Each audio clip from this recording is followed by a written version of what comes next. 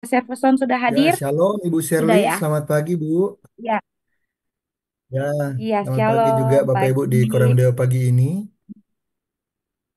Oke, oke, tidak berlama-lama lagi. Waktu dan tempat dipersilakan untuk Bapak Jefferson untuk membagikan kebenaran firman Tuhan pagi ini. Silakan, Pak. Ya, terima kasih Bapak Ibu. Eh, Luar biasa ya. Shalom. Saya senang sekali bisa bersama-sama pagi ini. Terima kasih Pak Mardi dan tim yang memberikan kesempatan kepada saya untuk sharing tentang hal yang luar biasa, tentang diperlengkapi untuk berdiri teguh. Saudara, kalau kita eh, melihat bagaimana situasi dunia akhir-akhir ini tidak baik-baik saja. Situasinya ini mengingatkan bahwa eh, zaman akhir kita adalah generasi akhir di zaman akhir. Ketika disampaikan dalam Alkitab bahwa peperangan akan terus terjadi, gempa bumi di mana-mana dan sebagainya. Ini menandakan bahwa sebentar lagi Tuhan akan datang. Jadi sebentar lagi masa itu akan tiba. Saya bersyukur saya bisa diberikan kesempatan hari ini untuk sedikit sharing beserta Bapak Ibu yang luar biasa. Ini mungkin Bapak Ibu sudah berkali-kali mendengar tentang perlengkapan rohani, tapi saya ingin merepetisi kembali, mengulang kembali bagaimana saudara dan saya, kita sama-sama harus terus-menerus diperlengkapi untuk berdiri tetap teguh. Karena tidak gampang Bapak Ibu di zaman akhir hari-hari ini kita berdiri dengan teguh. Tidak gampang melewati situasi, melewati kondisi yang mungkin di luar ekspektasi kita. Tapi saya percaya kebenaran Tuhan hari ini bisa membuat kita semakin teguh bersama Kristus. Ya, semakin teguh sebagai murid Kristus. Nah, saudara, mengapa kita harus diperlengkapi? Mari kita belajar sama-sama, saudara. Mengapa kita harus diperlengkapi? Why? Kenapa Bapak, Ibu, dan saya dan kita semua para murid Kristen harus dilengkapi. Kita harus mengerti dulu kenapa kita harus butuh diperlengkapi. Kenapa kita butuh yang namanya perlengkapan rohani. Kenapa kita setiap pagi koramdeo, kenapa kita membangun mesbah setiap hari. Mengapa kita harus membangun manusia roh? Ada alasannya, saudara. Saya mencatat ini ada beberapa alasan mengapa saudara dan saya harus diperlengkapi, apalagi di zaman akhir ini. Pertama, saudara, mengapa saudara dan saya harus diperlengkapi? Poin pertama, karena musuh kita itu nyata dan cerdik. Bapak Ibu. Musuh kita nyata dan cerdik. Kalau kita tidak mengenakan perlengkapan Allah, kita akan mudah diserang. Mudah diserang oleh tipu daya iblis lewat kebohongan-kebohongan, lewat ketakutan, bahkan lewat kesombongan, saudara. Kita merasa lebih hebat dari yang lain. Kita merasa kita lebih kuat dari yang lain. Kita merasa kalau bukan saya, ini tidak akan terjadi. Saudara, itu adalah tipu daya iblis. Kita mengandalkan kekuatan, kekayaan, posisi, kepercayaan yang ada di kita. Padahal itu sekali lagi, itu hanya kepercayaan yang Tuhan beri. Itu adalah tipu daya iblis. Efesus 6 ayat 11 mengatakan, kenakanlah seluruh perlengkapan senjata Allah supaya kamu dapat bertahan melawan tipu muslihat iblis.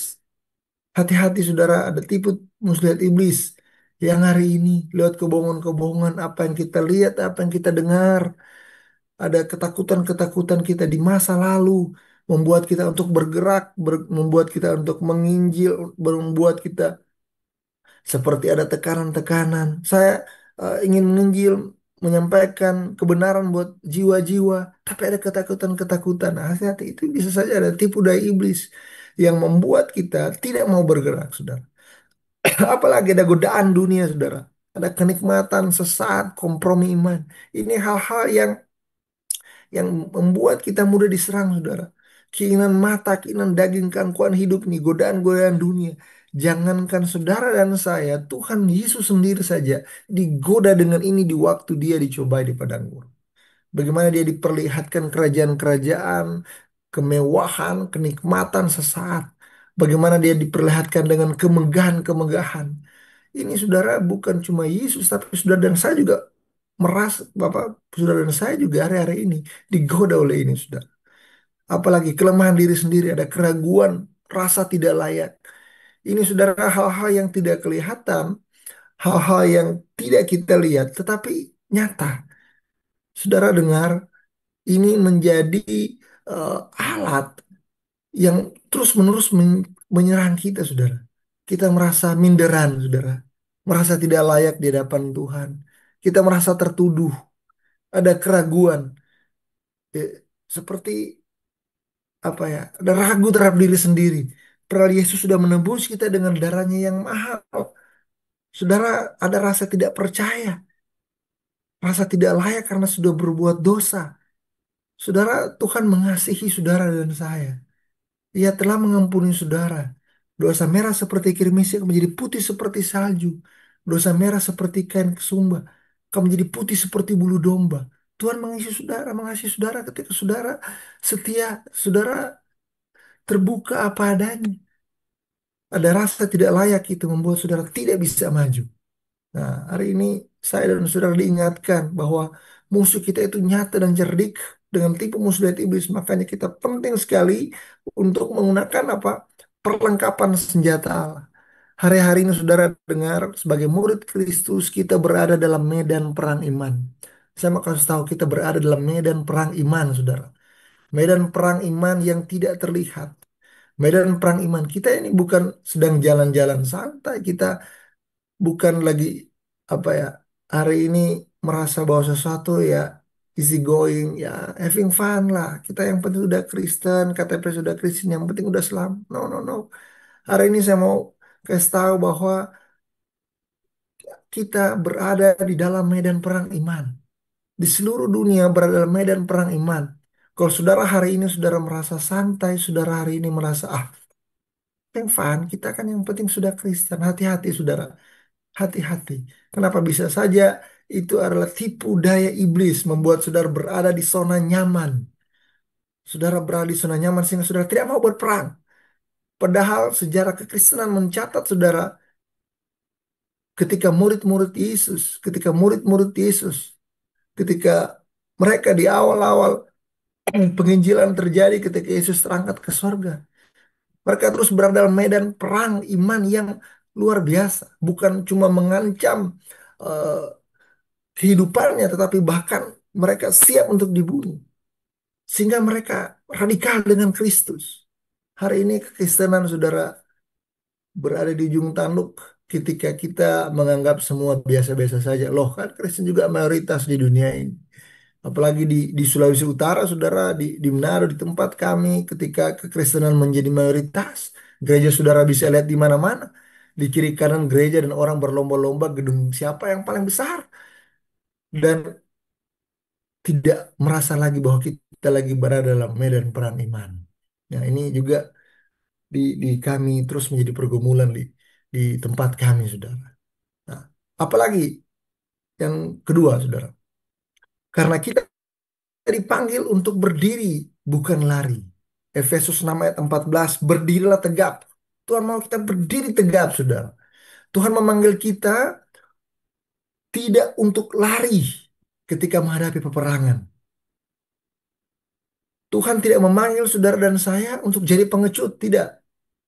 Tuhan memanggil kita untuk berdiri teguh dengan tegap, berdiri teguh menjaga posisi kita sebagai garam dan terang dunia, berdiri teguh sebagai murid Kristus, berdiri teguh menghadapi hari-hari yang semakin sukar, berdiri teguh dan bukan lari, saudara. Makanya, saudara penting sekali lagi penting sekali kita untuk diperlengkapi. Kenapa? Karena kita akan berdiri tegap, berdiri teguh menghadapi hari-hari yang jadi. Kita butuh diperlengkapi.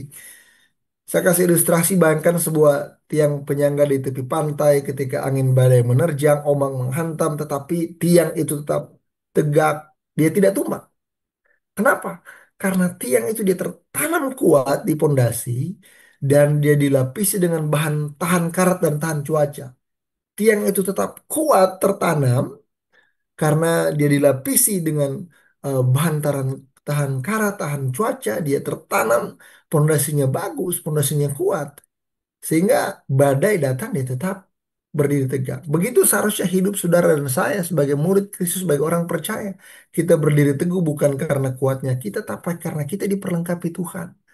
Kita menghadapi ombak badai, kita tetap kuat, teguh. Karena Tuhan yang perlengkapi saudara dan saya. Bukan karena kuat dan gagah kita. Sekali lagi, ini sebagai bahan pendahuluan kita bahwa hidup ini adalah peperangan rohani. Kita tidak dipanggil untuk lari, tapi kita dipanggil untuk berperang. Kita dipanggil untuk kuat di dalam Tuhan. Maka saudara, Allah memperlengkapi kita untuk menang. Kita bukan cuma sekedar bertahan. Ya, saya membuat pendahuluan ini bahwa hidup ini peperangan rohani. Hari-hari kita menghadapi yang namanya peperangan rohani. Makanya sudah penting kita kuat dalam Tuhan sehingga Allah memperlengkapi kita menang, bukan untuk bertahan. Ingat, bukan untuk bertahan. Allah mau saudara dan saya menang. Kalau saudara hanya bertahan saja, berarti saudara hanya memikirkan diri saudara sendiri. Ketika saudara hanya hidup bertahan saja, ya yang penting kan saya sudah selamat, keluarga saya sudah selamat, selesai. No, no. Tuhan mau saudara bukan cuma sampai pada level bertahan. Kalau hanya level bertahan, saudara, saya yakin dunia ini tidak dimenangkan. Tetapi Tuhan mempersiapkan murid-murid Kristus yang bukan cuma mau bertahan, tapi siap diutus di mana saja. Dan mereka berperang dengan iman, berperang dengan keinginan mereka sendiri. Sehingga penting sekali untuk saudara dan saya diperlengkapi. Nah, makanya kita akan belajar hari ini. Bagaimana rahasia kita untuk diperlengkapi tetap berdiri teguh. Apa rahasianya, saudara? Secara singkat saya akan sampaikan di sini bagaimana rahasia kita diperlengkapi untuk berdiri teguh. Bisa slide selanjutnya. Nah, apa, saudara? Pertama, sumber kekuatan kita Tuhan. Efesus 6 ayat 10. Akhirnya hendaklah kamu kuat dalam Tuhan dalam kekuatan kuasanya. Artinya bukan kekuatan kita sendiri, bukan karena saudara, tetapi karena Tuhan. Kekuatan sejati saudara dan saya berasal dari Tuhan. Tanpa Tuhan kita mudah goyah. Diperlengkapi artinya bergantung pada kuasanya, bukan kuasa saudara, bukan pada jabatan saudara, posisi saudara, kekayaan saudara, bukan apa yang saudara miliki, tetapi karena Tuhan. Kekuatan sejati kita asalnya dari Tuhan. Makanya Tuhan mau kita kuat di dalam Dia, di dalam kekuatan kuasanya, bukan kuasa manusia. Kuasa manusia dan dunia ini akan lenyap. Dunia akan lenyap dengan keinginannya, tetapi Tuhan, kekuatannya, orang percaya yang tinggal di dalam Tuhan, yang tinggal dalam kebenarannya itu akan tetap tegar sampai selama-lamanya. Karena firman Tuhan itu tidak pernah berubah. Dia ya dan amin. Maka Tuhan mau sumber kekuatan kita harus Tuhan. Taruh di memori bawah sadar kita bahwa kalau kita mau berperang, kekuatan kita adalah Tuhan, bukan kekuatan saya. Bukan karena kepintaran saya, bukan karena saya belajar banyak dan belajar banyak lagi. Bagus, saudara, baik. Saya juga sementara belajar. Tetapi bukan karena itu. Bukan karena kepintaran saudara, tetapi karena Tuhan. Nah, apalagi rahasianya? Yang pertama. Yang kedua, musuh kita bukan manusia. Efesus 6 ayat 12, makanya berjaga-jagalah. Perjuangan kita bukan melawan darah dan daging tapi melawan pemerintah-pemerintah, melawan penguasa-penguasa, melawan penghulu-penghulu dunia yang gelap ini, melawan roh-roh jahat di udara. Musuh kita bukan manusia, saudara. Saya kasih tahu, musuh kita bukan darah dan daging. Musuh sejati kita kuasa kegelapan. Musuh kita bukan orang terdekat kita, bukan orang tetangga kita, bukan saudara kita. Musuh kita bukan dia, saudara. Musuh sejati kita adalah kuasa kegelapan. Jangan karena saudara konflik dengan tetangga dan saudara jadikan tetangga itu musuh. Tetangga bukan dijadikan musuh tetapi menangkan dia. Ketika saudara konflik dengan mungkin orang tua atau dengan anak saudara, dengan istri atau suami saudara dan saudara menjadikan mereka musuh. Sekali mereka bukan musuh, mereka harus dimenangkan. Mereka bukan musuh, makanya Tuhan bilang musuh kita bukan manusia. Jadi hari ini kalau masih ada orang yang bermusuhan dengan manusia, mari koreksi, saudara. Kalau hari ini kita masih menjadikan manusia itu sebagai musuh, mari koreksi. Mereka jangan dijadikan musuh, tapi menangkan. Tuhan bilang, kasihlah musuhmu dan berdoalah bagi mereka. Berkatilah mereka. Tuhan malah suruh manusia kita, manusia yang, ini konteks manusia, yang musuh manusia, itu tuh kita harus berkati, doakan. Seperti itu. Jadi, musuh sejati kita kuasa kegelapan. Dia tidak terlihat. Bukan darah dan daging yang kita lawan, bukan. Perlu, makanya kita penting sekali lagi butuh perlengkapan rohani untuk melawan musuh rohani. Saya kasih tahu, kita perlu perlengkapan rohani untuk melawan musuh rohani. Makanya 1 Petrus 5 ayat 8 katakan begini, sadarlah dan berjaga-jagalah lawan musuh iblis, berjalan keliling sama seperti singa yang mengaum-ngaum dan mencari orang yang dapat ditelan. Artinya apa, saudara? Iblis itu seperti singa yang mengaum-ngaum. Tuhan mau supaya kita berjaga-jaga karena musuh kita bukan manusia. Musuh kita bukan manusia, saudara. Kuasa kegelapan, saudara, lawan kita seperti singa yang mengaum-ngaum. Dia siap menerkam. Apa celah dari orang? Apa celah dari murid Kristus ini? Oh ini, dia langsung menerkam, saudara. Makanya penting sekali kita harus berjaga-jaga. Musuh kita si iblis, dia mencari, oh ini titik lemahnya. Dia jatuhnya di sini, dia jatuhnya di sini, saudara. Dia jatuhnya karena dia mungkin terlalu mengagung-agungkan media sosial. Dia terlalu mengagung-agungkan,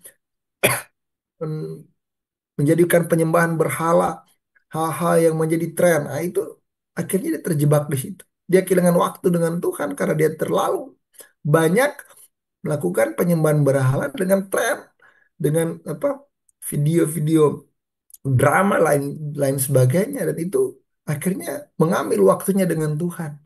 Nah, hati-hati, saudara. Iblis berjalan keliling sama seperti singa yang mengaum-ngaum. Makanya di poin 3, tetap berdiri dengan perlengkapan senjata Allah. Di poin 3 ini, saudara, Tuhan mau supaya saudara dan saya berdiri dengan perlengkapan senjata Allah. Efesus 6 ayat 13 sampai 17 katakan begini, sebab itu ambillah seluruh perlengkapan senjata Allah supaya kamu dapat mengadakan perlawanan pada hari yang jahat itu dan tetap berdiri sesudah kamu menyelesaikan segala sesuatu. Tuhan mau kita tetap berdiri sesudah menyelesaikan segala sesuatu. Ketika kita mengadakan perlawanan pada hari yang jahat, dan kita tetap berdiri, saudara, bukan kalah. Tuhan mau saudara dan saya tetap menang, begitu. Makanya Tuhan sampaikan, ambil perlengkapan senjata Allah, dan kebenaran Tuhan hari ini. Ambil perlengkapan senjata Allah. Saudara, saudara lihat, perlengkapan senjata Allah ini, itu penting. Saudara, penting. Roma 3 ayat 14, 13 ayat 14 katakan begini. Kenakanlah Tuhan Yesus Kristus sebagai perlengkapan senjata terang dan janganlah merawat tubuhmu untuk memuaskan keinginannya. Perlengkapan senjata Allah yaitu Tuhan Yesus sendiri. Kenakan Tuhan Yesus sebagai perlengkapan senjata terang. Makanya saudara tetap berdiri sesudah menyelesaikan segala sesuatu. Saya kasih tahu, kenakanlah Tuhan Yesus Kristus. Penting untuk kenakan Tuhan Yesus sebagai perlengkapan senjata terang. Supaya kita, saudara dan saya, tetap berdiri.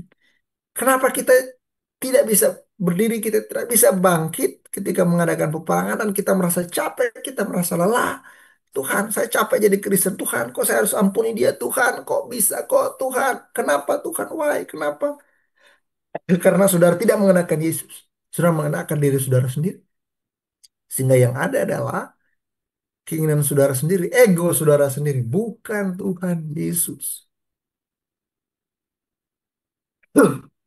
Slide selanjutnya, saudara. Saudara bisa lihat bagaimana perlengkapan senjata Allah itu. Ya, perlengkapan rohani ini bukan sekedar alat bertahan, tapi cerminan dari karakter Kristus. Dalam Efesus, ini dikatakan Efesus di ayat selanjutnya. Jadi berdirilah tegap, berikat pinggangkan kebenaran dan berbaju sirahkan keadilan. Kakimu berkasutkan kerelaan untuk memberitakan Injil damai sejahtera. Dalam segala keadaan pergunakanlah perisai iman, sebab dengan perisai itu kamu akan dapat memadamkan panah api dari si jahat. Dan terimalah ketopong keselamatan dan pedang roh, yaitu firman Allah. Dalam segala doa dan permohonan berdoalah setiap waktu di dalam roh dan berjaga-jaga dalam doamu itu dengan permohonan yang tak putus-putusnya untuk segala orang kudus. Saudara lihat, ini adalah ilustrasi seorang prajurit, saudara. Seorang prajurit di zaman Romawi, ini baju zirah yang dikenakan. Ada ketopong, lambang keselamatan, baju sirah lambang keadilan, ikat pinggang lambang kebenaran, perisai lambang iman, kasut lambang kerelaan memberitakan Injil, pedang roh lambang firman Allah. Dan dia selalu berdoa. Perlengkapan ini sekali lagi bukan sekedar alat bertahan, tapi cerminan dari karakter Kristus. Apa yang dimaksud dengan cerminan karakter Kristus? Mari kita lihat slide selanjutnya, saudara. Setiap bagian perlengkapan menggambarkan Yesus. Senjata Allah, saudara. Ikat pinggang kebenaran. Itu sama dengan karakter Kristus bahwa dia, Yesus adalah kebenaran. Akulah jalanan kebenaran dan hidup. Tidak ada orang serang pun datang kepada Bapa kalau tidak melalui aku. Inilah ikat pinggang kebenarannya. Yesuslah kebenaran itu, saudara. Bukan kebenaran saudara sendiri, bahkan pembenaran. Sekali lagi, bukan kebenaran saudara sendiri, bahkan pembenaran. Konflik yang terjadi karena adanya pembenaran. Suami istri berkonflik karena merasa paling benar, dan terjadilah pembenaran atas kebenaran yang menjadi kebenarannya sendiri. Bukan kebenaran Yesus. Sekali lagi, bukan kebenaran Yesus. Fair, saudara. Kalau misalnya kebenarannya saya dan kebenaran istri saya, itu yang kami pegang, kebenaran kami masing-masing, kebenaran pribadi kami masing-masing, dipengaruhi oleh memori alam bawah sadar masa lalu. Oleh apa pola asuh, apa pola model yang saya terima, demikian juga istri saya. Apa pola model dan pola asuh yang dia terima. Sehingga apa yang terjadi, saudara? Kami di awal awal pernikahan, kami sering banyak konflik karena dia punya kebenaran sendiri, istri saya punya kebenaran sendiri, dan saya punya kebenaran sendiri. Dan dua-dua merasa paling benar. Sehingga apa? Konflik yang terjadi. Padahal kebenaran Tuhan, Tuhan mau kita harus ikat pinggang kebenaran. Siapa itu? Yesus kebenaran kita. Saya harus mengasihi istri saya sama seperti Yesus mengasihi dia. Sama seperti Yesus telah mengasihi saya. Bukan kebenaran yang saya pegang adalah kebenaran diri saya sendiri. Harus kebenaran Yesus. Kebenaran Yesus saya harus mengampuni. Kebenaran Yesus berbeda, saudara, dengan kebenaran saya sendiri. Sering kita menggunakan kebenaran kita. Sehingga konflik tidak terselesaikan. Kenapa? Karena kebenaran sendiri yang kita pegang. Oh, nggak bisa, Pak. Saya sudah sakit hati saya. Dia harus merasakan apa yang seperti yang saya rasakan. Saya harus balas dulu dia. Karena apa yang dia perlakukan kepada saya, Pak. Oh, Pak, Yesus adalah kebenaran, saudara. Kalau saudara pegang Yesus adalah kebenaran, saudara tidak pegang kebenaran saudara sendiri. Apalagi baju sirah keadilan. Kristus adalah keadilan kita. Keadilan Yesus beda dengan keadilan manusia. Kalau keadilan manusia, satu tambah satu adalah dua, satu kali satu adalah satu. Mata ganti mata, gigi ganti gigi, itu baru adil. Kalau mata ganti mata, gigi ganti gigi, itu baru adil. Itu manusia, tapi Yesus tidak. Keadilan Yesus berbeda, saudara. Keadilan kerajaan Allah berbeda. Ketika saudara datang mengakui dan meninggalkan dosa, Yesus mengampuni saudara. Yesus mengasihi saudara. Saya ingat ketika Pak Litorat datang membawa seorang yang berzina dan dia bilang menurut hukum Musa dia harus lempar pakai batu. Yesus bilang siapa yang tidak berdosa dia yang harus dilempar, yang melempar batu pertama kali. Yang tidak berdosa di situ hanya Yesus sendiri. Keadilan Yesus adalah apa? Aku pun tidak menghukum engkau, pergilah dan jangan berbuat dosa lagi. Itulah keadilan Yesus. Tapi kadang-kadang kita menggunakan keadilan kita sendiri. Kita menghakimi orang lain, kita menganggap orang lain lebih berdosa, dan sehingga itu menjadikan kita, saudara dan saya, para murid Kristus, memiliki keadilannya sendiri. Oh ya udah, pantaslah dia, Pak. Pantaslah dia, haruslah ya. Saudara, dia dihakimi. Di luar sana begitu banyak penghakiman. Seharusnya gereja berdiri untuk terus mengasihi. Pegang keadilan Kristus ini. Jangan pegang keadilannya dunia. Yang keadilan dunia itu bisa dibeli dengan posisi, jabatan, uang, dan sebagainya. Tapi keadilan Kristus tidak bisa dibeli. Apalagi saudara, kasut Injil damai sejahtera. Berapa banyak dari kita yang hari ini masih menyampaikan Injil. Kristus adalah Raja Damai. Kristus adalah kabar baik. kerelaan memberitakan Injil damai sejahtera, saudara. Harusnya Injil yang diberitakan adalah Injil damai sejahtera karena Yesus adalah Raja Damai. Mereka yang mendengarkan Injil, mereka merasa, oh terima kasih Pak. Saya betul-betul diberkati. Terima kasih Pak. Karena Yesus. Karena, karena harusnya ketika dia mendapatkan Yesus, dia mendapatkan kedamaian sendiri. Yesus sudah Raja Damai. Injil, firman Tuhan disampaikan sehingga orang mendapatkan damai. Bukan sebaliknya, ayat dipakai untuk menyerang satu dengan yang lain.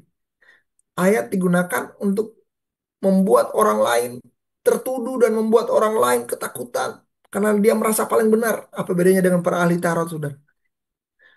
Tuhan mau saudara memiliki kasut kerelaan memberitakan Injil damai sejahtera. Makanya kenapa digambarkan kasut, bukan yang lain. Kasut ini bicara apa? Kaki.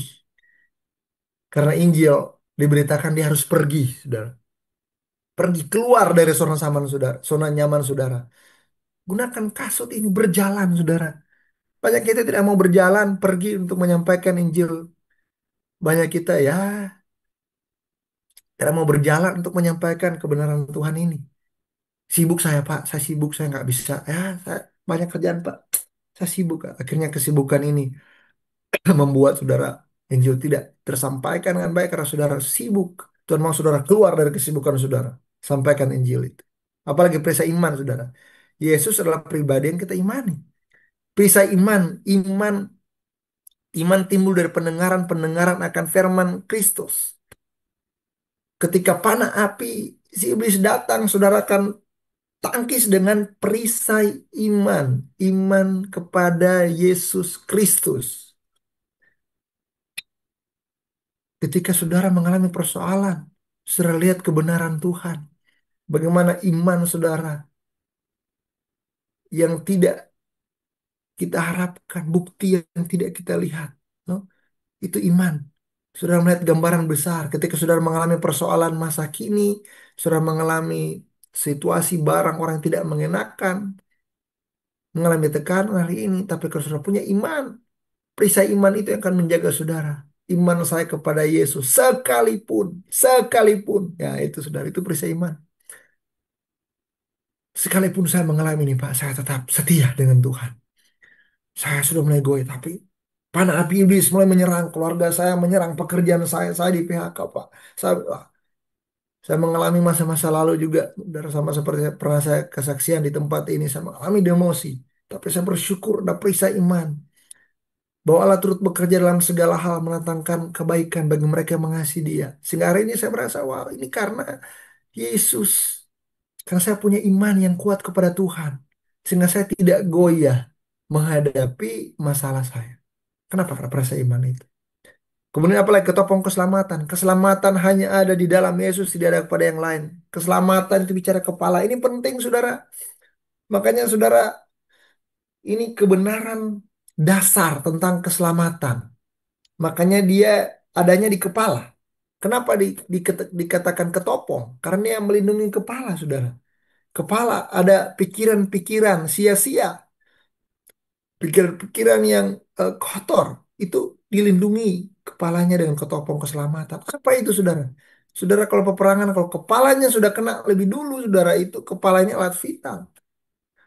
Keselamatan saudara harus kuat soal keselamatan itu. Doktrin pemahaman tentang keselamatan saudara kuat. Jangan saudara mudah diombang-ombang, ombang-ambingkan tentang keselamatan. Saya selamat nggak ya? Saya selamat nggak ya? Saudara masih ragu dengan keselamatan. Padahal itu adalah ketopong keselamatan, itu anugerah yang Tuhan beri buat mereka yang percaya kepadanya. Itu keselamatan. Makanya penting sekali saudara memahami bahwa keselamatannya dalam Yesus. Dan yang terakhir pedang roh, firman. Yesus firman hidup. Kita punya pedang, itu pedang roh. Sama seperti Yesus ketika dicuri di padang gurun. Sebab ada tertulis, itu adalah pedang roh. Firman, makanya penting saudara murid Kristus harus kuat dengan firman. Firman bukan cuma untuk dihafal, tapi firman yang menghidupi saudara. Hidup saudara adalah firman. Dan itu adalah pedang. Sehingga ketika iblis datang, saudara bisa menyerang dengan pedang itu. Menyerang. Ada keinginan mata, keinginan daging, keangkuhan hidup, saudara serang dengan firman itu. Ketika iblis dengan godaan-godaannya, saudara serang dengan firman itu. Ada tertulis. Firman Tuhan bilang begini, ada tertulis, saudara. Ketika saudara mulai khawatir, saudara mulai ketakutan. Ah, Firman bilang segala perkara dapat kutahui dalam Dia yang memberikan kekuatan kepadaku. Itu kekuatan firman. Kekuatan firman. Allahku akan memenuhi segala keperluanku menurut kekayaan dan kemuliaannya dalam Yesus Tuhan. Ketika saudara merasa masih kekurangan, saudara, aduh Pak, gimana ekonomi saya? Saudara, confess ayat ini menjadi kekuatan saudara. Pedang roh saudara. Jadi saudara dengar, jika saudara dan saya sebagai murid Kristus kita mengenakan perlengkapan Allah, kita sedang mengenakan Kristus. Sekali lagi, jika kita sedang mengenakan perlengkapan Allah, kita sedang mengenakan Kristus. Ketika kita hidup dalam Kristus, kita tidak kekurangan apapun untuk bertahan. Kita diperlengkapi sepenuhnya. Kita dimampukan untuk berdiri teguh dalam badai apapun. Kenapa? Karena yang kita kenakan perlengkapan Allah, kita mengenakan Kristus. Kita mengenakan Kristus. Ingat yang saya sampaikan tentang pedang roh, Yesus adalah firman yang hidup. Ialah firman yang hidup. Yesuslah firman itu sendiri. Kita mengenakan kebenaran Kristus. Itu kita sementara mengenakan perlengkapan Allah. Dan terakhir sudah, poin 4. Komunikasi dengan komandan tertinggi mulai berdoa setiap waktu. Doa bukan hanya pelengkap, doa alat komunikasi kita dengan komandan tertinggi. Tanpa doa, saudara, kita seperti tentara yang tidak tahu strategi, tidak tahu kapan menyerang atau bertahan. Komunikasi prinsip dasar kehidupan. Ingat, saudara, penting berdoa setiap waktu, bukan hanya sewaktu-waktu. Doa kekristenan bukan cuma sewaktu-waktu, tapi setiap waktu. Itu komunikasi kita dengan komandan tertinggi. Gimana apa kata Tuhan? Tuhan menyampaikan apa? Itu doa saudara. Tidak harus saudara di depan banyak orang. Ketika saudara di mobil, saudara di tempat kerja, apa yang Tuhan mau sampaikan apa? Itu saya saudara pernah di kantor, saya sendirian, tidak ada musik, tidak ada apa. Saya ketika duduk di tempat kerja, saya merenungkan, saya berdoa dengan Tuhan. Saya merenungkan bagaimana dia mati di kayu salib, bahkan saya menangis sendiri. Saya melihat "Oh Tuhan, betapa Tuhan mengasihi saya." Itu komunikasi dengan komandan kita tertinggi. Tanpa komunikasi, kita seperti tentara yang tidak tahu strategi. Makanya penting sekali lagi kita terus membangun komunikasi kita dengan komandan tertinggi lewat doa setiap waktu. Nah, kesimpulannya sudah di 4 hal ini, bagaimana rahasia kita diperlengkapi berdiri teguh, sumber kekuatan kita itu Tuhan, bukan kekuatan manusia. Kalau sumber kekuatan saudara manusia, saudara akan jatuh. Kalau sumber kekuatan saudara Tuhan, saudara akan tetap bertahan karena Tuhanlah kekuatan saudara. Musuh kita bukan manusia, kita berjaga-jaga. Ya, jadi orang di sekitar kita yang hari ini kita masih konflik, mereka bukan musuh kita. Mereka orang yang harus kita menangkan. Bisa saja lewat orang-orang yang membuat kita sakit, membuat kita kecewa. Itu cara Tuhan untuk kita terus mengasihi dia dan dia terima Yesus sebagai Tuhan Juru Selamat. Yang ketiga, kita tetap berdiri teguh dengan perlengkapan senjata Allah. Kita berdiri dengan perlengkapan senjata Allah, yaitu Kristus perlengkapan kita. Bukan kekuatan kita sendiri. Tapi Kristuslah, karakter Kristus yang kita kenakan, itulah perlengkapan senjata Allah. Komunikasi dan komandan tertinggi mulai berdoa setiap waktu. Jadi kita harus bangun kehidupan doa kita setiap saat. Makanya bersyukur hari ini saudara Koram Deo itu masih terus bertahan. Kenapa? Karena murid-murid Kristus yang sadar bahwa komandan tertinggi melalui Yesus. Dan kita membangun Koram Deo setiap pagi untuk terus mengingatkan. Saudara Pak Mardi dan tim hari ini masih terus konsisten saudara. Kenapa? Karena tahu bahwa hari-hari inilah hari-hari yang jahat. Masa inilah masa terakhir. Kita harus terus-menerus merapatkan barisan, mempersiapkan, memperlengkapi kita. Koram Deo memperlengkapi kita setiap hari, setiap waktu, saudara. Karena medan pertempuran kita di dalam medan pertempuran rohani. Nah, kita harus menang. Kita harus menang. Makanya ini Saya taruh statement yang terakhir. Jadilah prajurit Kristus yang tetap berdiri teguh dengan perlengkapan rohani. Sekali lagi, jadilah prajurit Kristus yang tetap berdiri teguh dengan perlengkapan rohani. Saudara dan saya tinggal dengan latar belakang keluarga yang berbeda. Saudara dan saya berasal dari situasi kondisi yang berbeda. Tetapi saudara, kita adalah prajurit Kristus yang sama. Kita memiliki perlengkapan rohani yang sama. Karena kita juga di seluruh dunia bersama dengan para murid-murid Kristus lainnya, kita menghadapi medan pertempuran rohani yang sama. Kendati kita berasal dari situasi, kondisi yang berbeda. Hari-hari ini, mari kita terus menjadi prajurit Kristus yang tetap berdiri teguh dengan perlengkapan rohani. Supaya kita menghadapi hari-hari yang jahat ini dengan berdiri teguh dan kita memenangkan pertempuran itu. Terima kasih, Tuhan Yesus memberkati. Terima kasih Pak Severson. Sungguh